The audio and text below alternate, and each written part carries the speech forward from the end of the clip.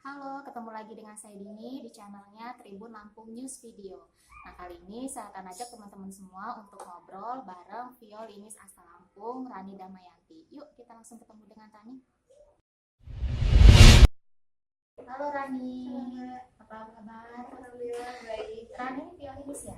Iya, Sejak kapan menjadi violinis? dari kelas 2 SMP. Kenapa kok suka memilih untuk jadi violinis? Karena main biola itu kan beda ya, kita beda cara main biola dan cara main gitar. Kalau main gitar kan udah biasa gitu. Tapi kalau main biola kan nggak banyak orang yang menekuni gimana caranya bisa jadi main biola. Suka aja. Selama jadi pemain biola itu, violinis ya, maksudnya itu sudah pernah tampil di mana? Biasanya sih di sekolah-sekolah, acara-acara sekolah, di kampus, terus juga tiap Sabtu Minggu biasanya Rani main bareng Romi Enterprise di acara wedding.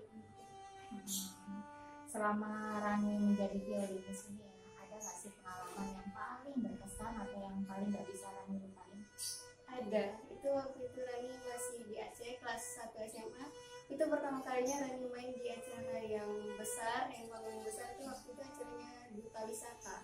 Itu tuh acara yang benar-benar besar dan panggung yang mewah, dan dengan adanya lighting dan penonton yang banyak itu Rani benar-benar dirasa ditonton di situ, dan itu pertama kalinya sih Rani tampil di acara yang semegah itu. Nah Rani, minta tipsnya dong untuk teman-teman ya yang pengen jadi violinis seperti Rani. Tipsnya sih pasti latihan terus ya, tapi karena main biola ini kan susah, kadang-kadang kita ngebosenin kalau belum bisa, jadi sabar aja, latihan terus setiap hari, jangan mudah bosan, pokoknya intinya ya terus latihan, itu pasti kita bisa. Iya.